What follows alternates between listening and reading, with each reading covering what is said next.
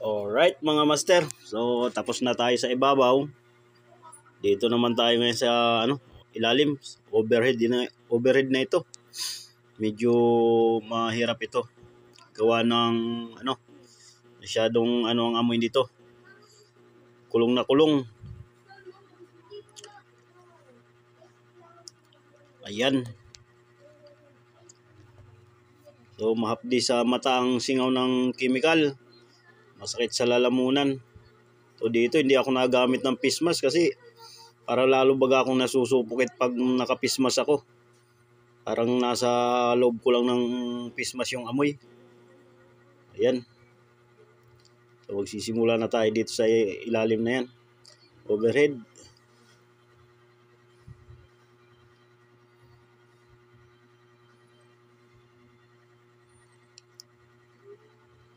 Ayan. So kailangan natin basahin muna natin yung ating paglalagyan ng fiber mat para dumikit yung fiber mat. Alright.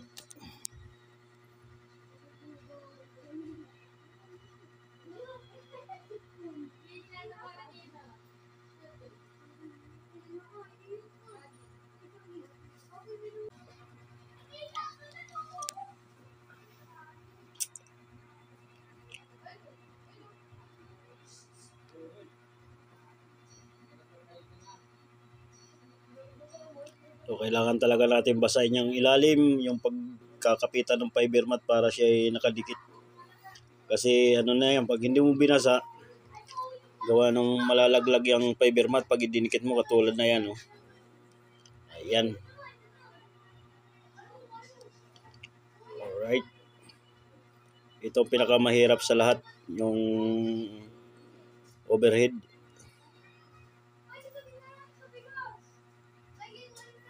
Kasi pag hindi ka sanay ng ganito ay isa nakala mo pagkabasa mo nalalaglag na lang bigla. O kailangan diskarte lang talaga. Ayan, lalaglag na naman. Ayan, medyo pinapakapit na natin yung ilalim agad. Ayan.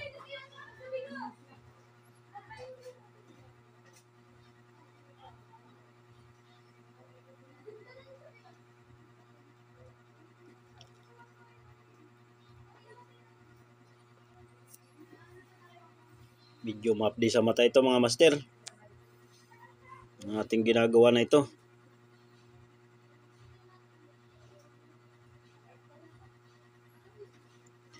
Lalo pag siya ay natutuyo na, medyo nainit na. Yan, nandyan na yung napaka sangsang na amoy, yung masama sa baga.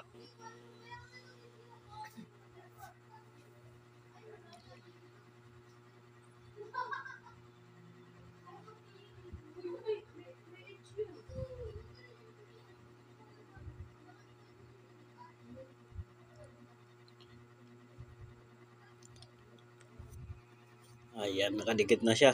So, atin na lang yan. Babasahin lahat. Kailangan talaga siya. Basang-basa. Dapat talagang walang dry mat para kapit na kapit. O, ayan.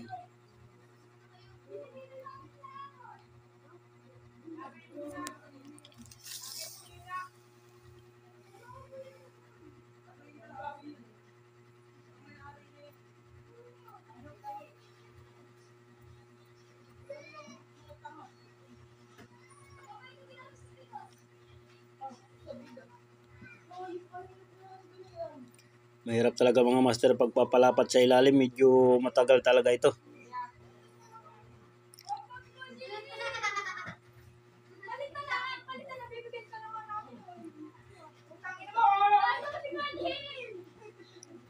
Alright.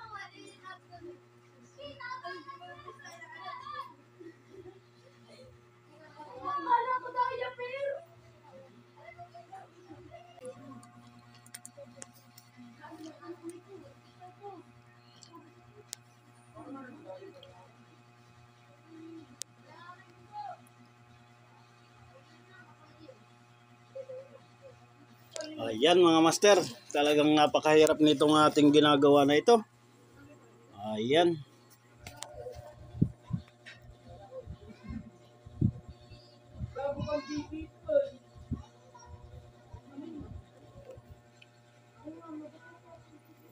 Medyo nahapdi na mata ko rito mga master. At ang chemical ay napaka tapang ng amoy. Ayan.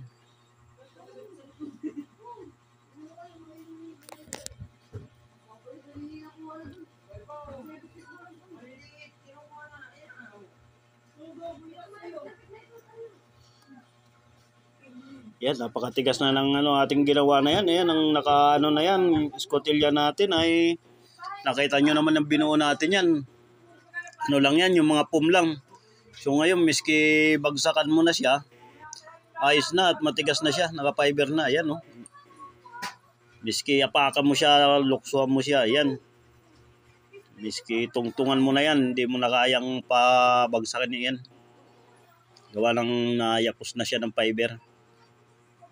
Yan, nabalot na siya. So, ito nga pala yung escotilya nito ay bali, ito, 5 patong. Tapos yung ilalim nito, so ginawa lang natin ng 4 na patong ito. Napakatibay na po nito. So, ang gamit po natin na fiber mat nito ay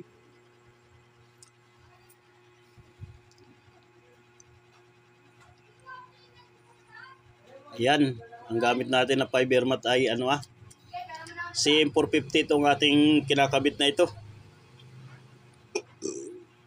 Ayan.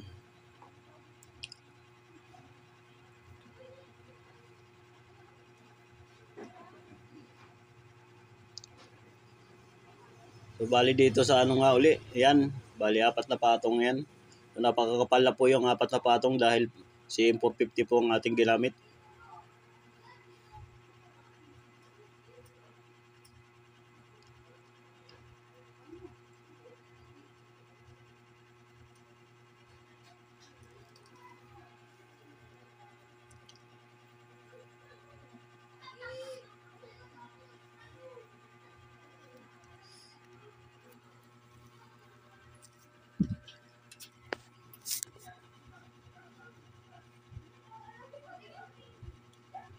So pag na-finish natin itong mga master, ang kasunod po nito ay itong pupurma na natin to ng takip, susukatan na rin natin to ng takip. So kailangan ko munang pinisin ito para doon tayo sa pangalawa naman. Ito yung unang budiga.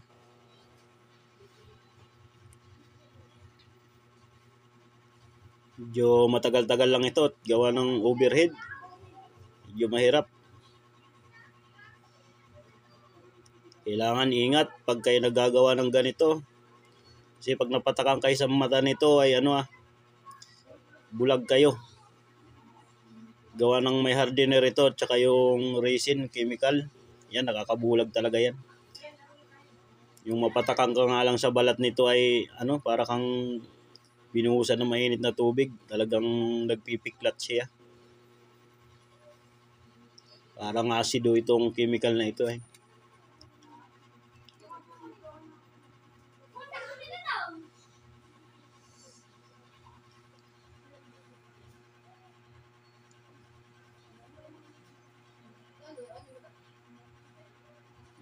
Ayan. So, malapit na natin ito finish. Pagkatapos niyan, ibaba naman.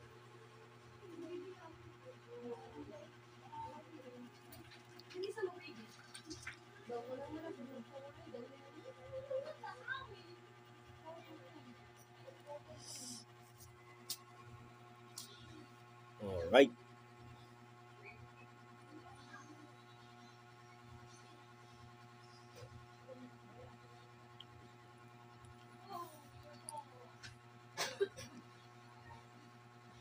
Hindi lang natin makuha ng camera sa ilalim gawa nung masikip. Hindi ako makapaglagay ng camera sa ilalim. Sorry po kung hindi nyo nakita yung pagpapalapat natin sa ilalim. So, ganun din po yun yung sistema na yan, pagpapalapat sa ibabaw. Ganun din yan. Ayan.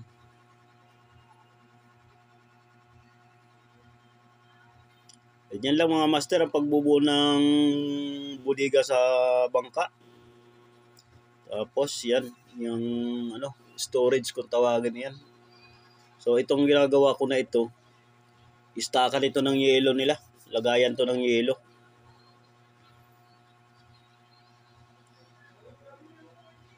Siguro dito ay kasya rito yung 11 bloke. 11 baga, 12 nga pala ito, 12. 12 bloke. Ayan.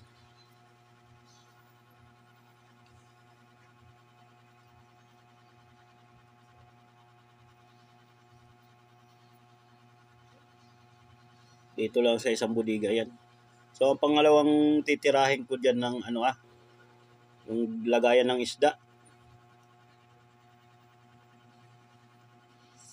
Bodega naman siya ng isda.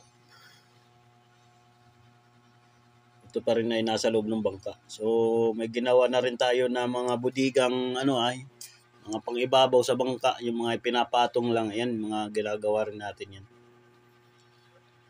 Ito kasi pinapiber nila gawa nung mabilis matunaw ang kanilang yelo. Halos hindi natagal sila sa laot gawa ng natutunaw agad ang yelo. Kukunti pa yung huli nila, napipilitan na sila umuwi gawa nung wala nang yelo. So dito matatagalan na talaga sila, talagang na ito. Matagal makatunaw ito mga master ng yelo pag mga ganito.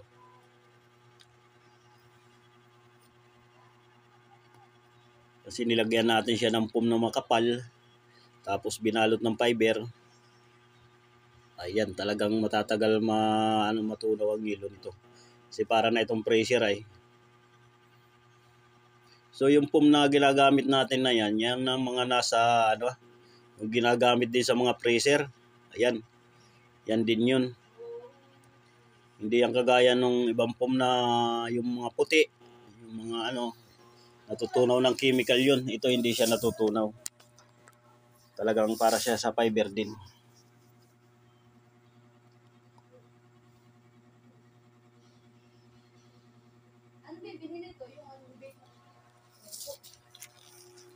Yung mga gusto po magpagawa ng bodega sa bangka, ayan po.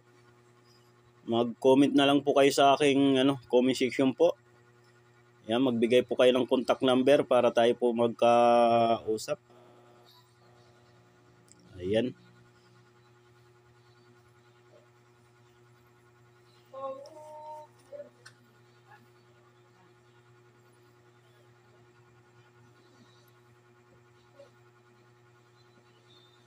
Ayan na. Naloko na yung camera ko, bumagsak. Ayan, nice na. Ayaw. Naglakad na. Pasensya na mga master. Ayan, nagulo yung ating cameraman.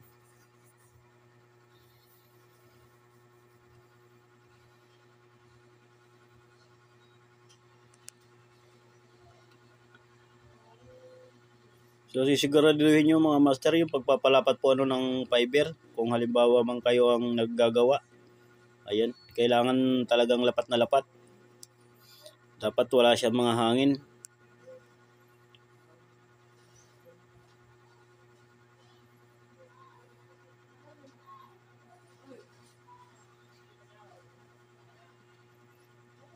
Ayan.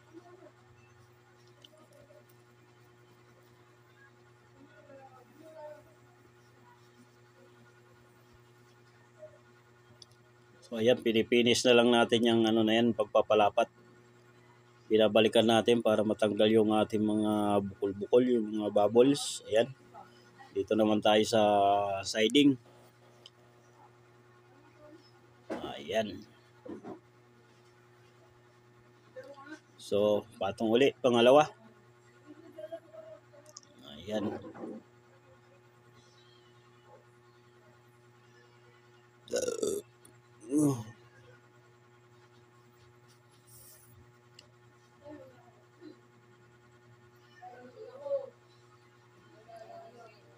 Yan, medyo na yan mga master, talagang tiis-tiis na dito sa amoy. Talagang napaka na ng amoy na yan, napakatapang na ng ng amoy ng chemical diyan.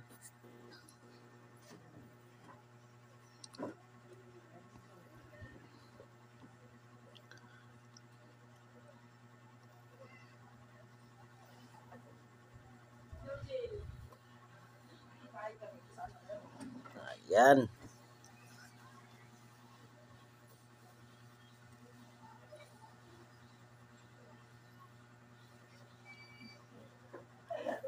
So inuna natin yung ilalim, yung overhead. So nandito na ngayon sa siding. Ayan.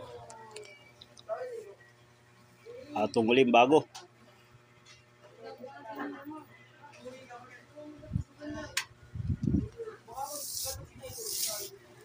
Alright.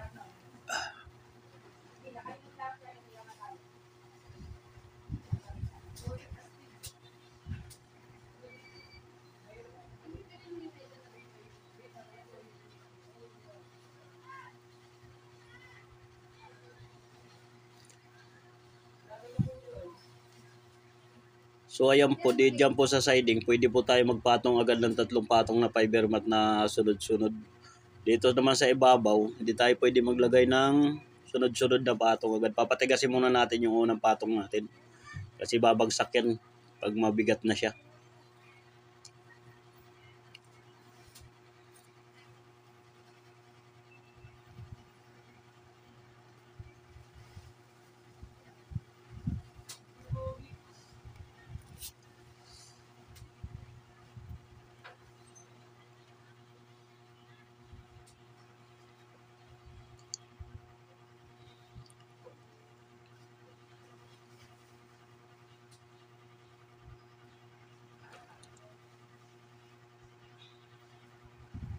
Ayan, shout out po lahat sa mga subscriber ko po.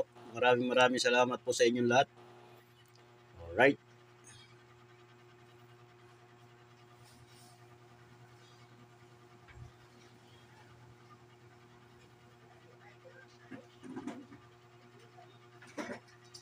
Ayan na mga master, matatapos na tayo.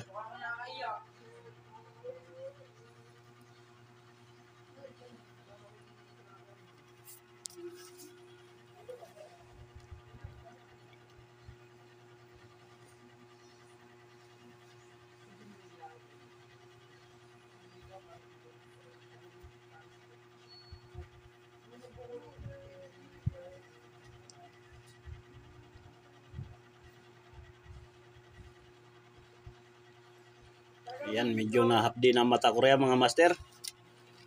Gawa nung natutuyo yung isa, napaka na ng yung unang patong natin dito sa kabilang siding, natutuyo na siya.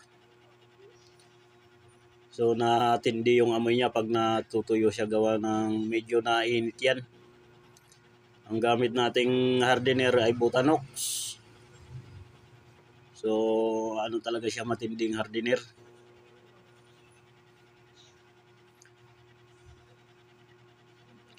Hindi siya yung ordinary. So yung hardener natin, napakadali pong tumigas na yan, yung Butanox. So kailangan kontrolado yung ating timpla. Ayan. So nakita nyo mga master yung ating pagpapalapat kung paano. So dito nga gumamit ako ng electric fan mga master. Ayan. At medyo masama na talaga yung amoy para makalabas yung hangin, yung chemical.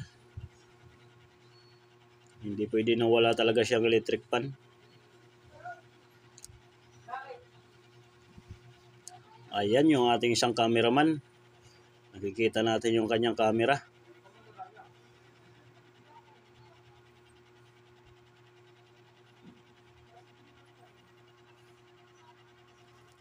Ayan na mga master, nandito na tayo sa ibaba.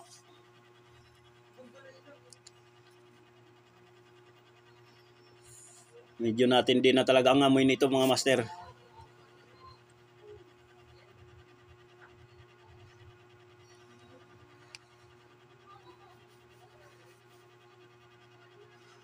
Pag Paglabas ko nito para akong high na high, yung para bagay yung mga yung mga nagsusulbin, parang ganun. Gawa ng kulong yung kanyang amoy. Nandun lang sa loob.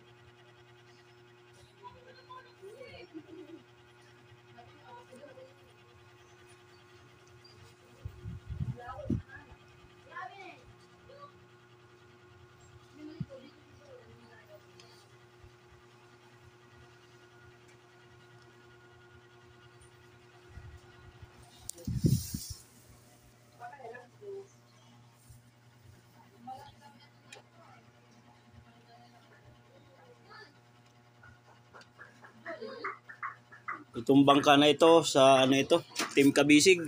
Ayan.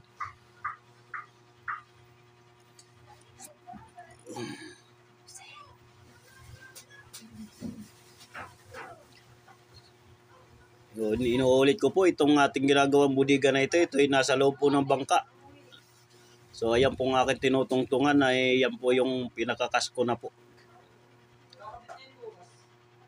Ayan.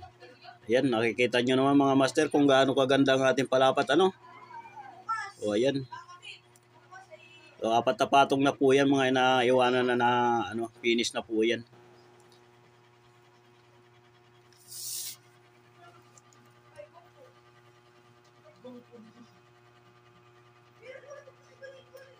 Dito ulit tayo sa flooring na tayo, sa flooring. Ayan.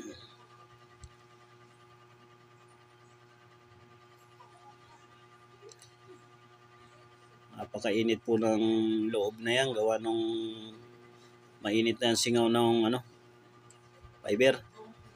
Pag natutuyo po kasi ang fiber po mga master ay medyo nainit po siya, gawa nung hardener natin na Butanox. Ayan. Para kasi nasa loob ng gawaan ng tinapay. Ginamitan ko na lang siya ng electric fan para matapos lang agad ito.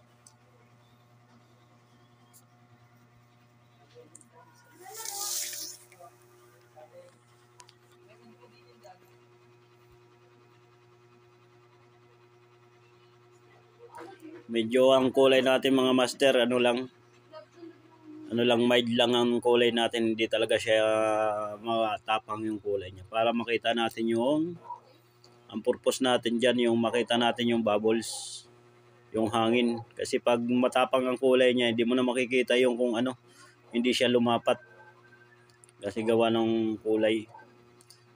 Kailangan medyo matabang ang kulay mo para kitang-kita mo yung na hindi na lapat sa may mga bubbles. Ayan.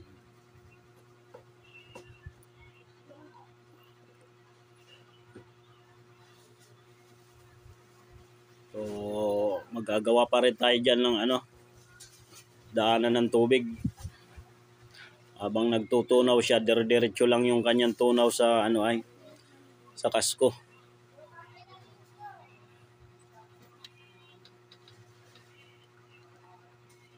So bubutasin pa rin natin yung kasko na yan. Maglalagay tayo ng PVC dyan na maliit para yung tulo ng tunaw ay diretso doon sa ilalim, diretso doon sa limasin, para hindi na i-stuck yung tubig dyan, diretso sa ilalim yan. So maliit lang ng mga master ang butas natin dyan para hindi rin siya sumingaw talaga ng gusto, para hindi siya matunaw agad ang ilaw. Naglalagay lang tayo ng drain para yung ating tubig diretso sa ibaba.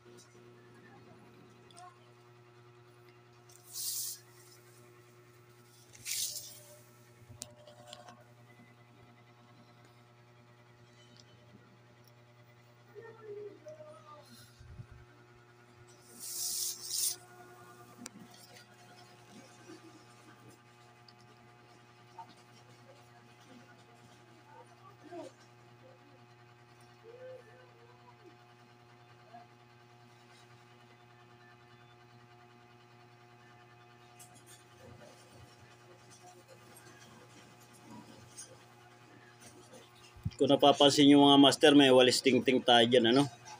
So kailangan natin lilinisin talaga natin yung ano ay ating pagpapalapatan ng fiber mat. Kailangan malinis siya. Kailangan wala siyang dumi. Para kapit na kapit yung ating fiber mat dyan sa pum. Yan. Pag tigas na yan, miski ibagsak mo ang yelo na yan, yan. Mabasag na lang ang yelo dyan.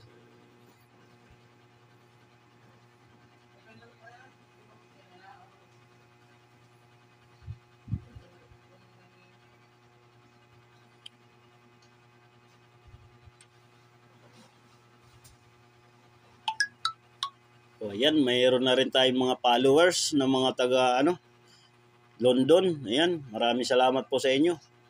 Mga OFW, ayan. Maraming salamat sa panunod ng video ko.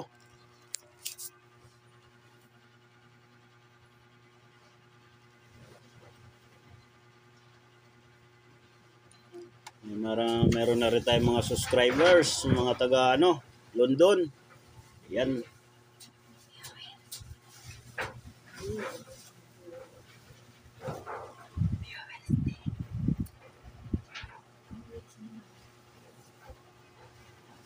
Sa mga viewers, ayan, maraming salamat po sa inyo.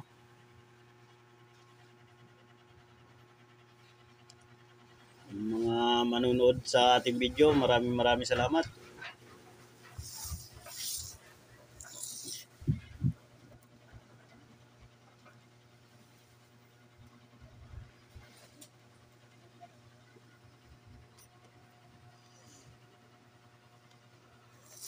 Alright.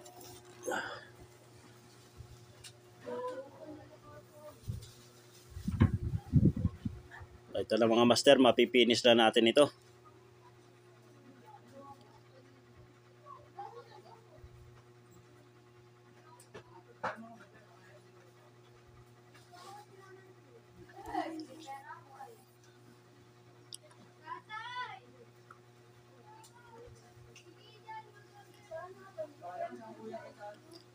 Yung iba naman po dito sa ganito, ayan, talagang hindi po natagal sa ganitong nasa budiga na. Gawa lang napakatapang po ng amoy nito. Dito nagtitiis na lang ako gawa ng wala naman tayo ibang hanap buhay. Ayan, ito talagang aking nakagisnan na hanap buhay na. Ayan, tiis-tiis na lang. So talagang ito mga master, talagang napakatindi ang amoy nito.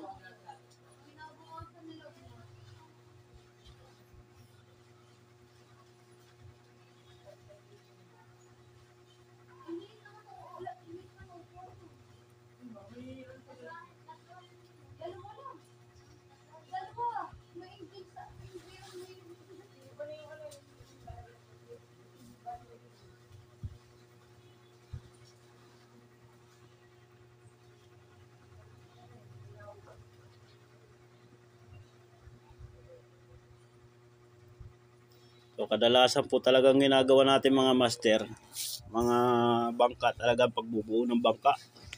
So ito, mayroon lang mga pagpapiber dito sa loob ng budiga. So ayan, pagkakakitaan din naman po ito. Ayan. So itong bangka na ito, hindi talaga fiber So, ang piniber lang po natin dito yung budiga. Ayan.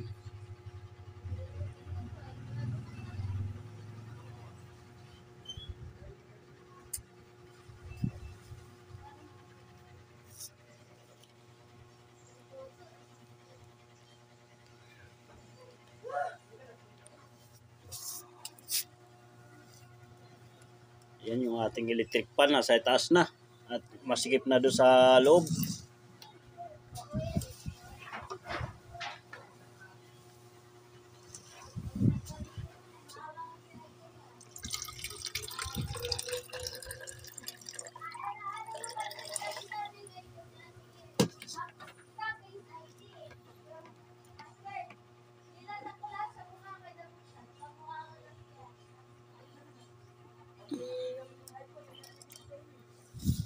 So mga master, so ang ating pong susunod na gagawin, paggagawa ng takip. So tingnan nyo po ako kung paano maggawa nitong takip nito. Yung pansarado niya. So gagamit pa rin tayo ng foam dito.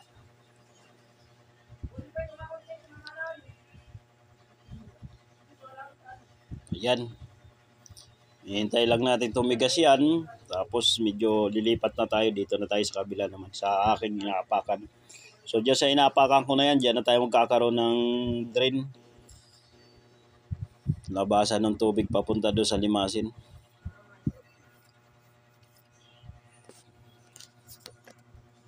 So ayan. Finish na tayo dyan. Medyo inaayos lang natin yung ating pagpapalapat. So ayan, naikabit na po natin yung ating drain. Yung paglabasan ng tubig. Ayan, yung PVC. So puputulin pa natin yung mga master. Ipapantay natin talaga yan sa yung PVC na yan na nasa labas. Papantay natin sa flooring yan.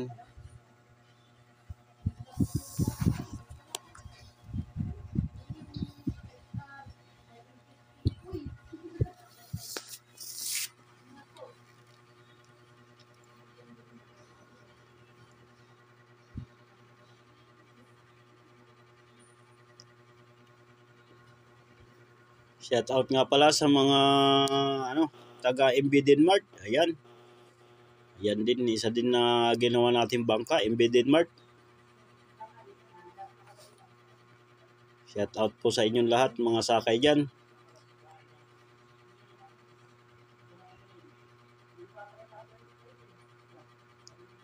Shout out din kay Boss Michael Santua. Ayan. Yung may-ari ng Denmark.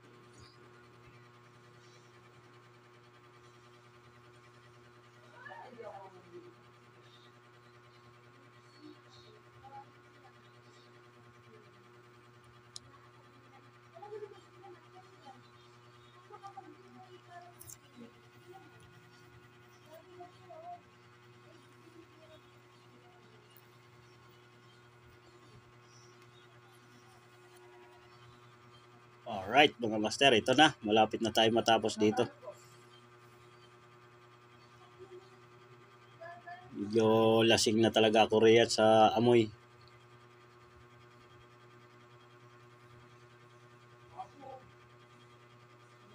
Medyo masakit sa lalamunan ito mga master.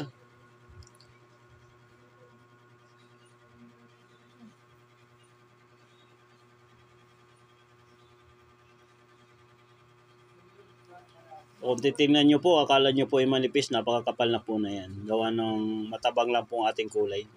Medyo transparent pa rin yung niya. Kita pa rin yung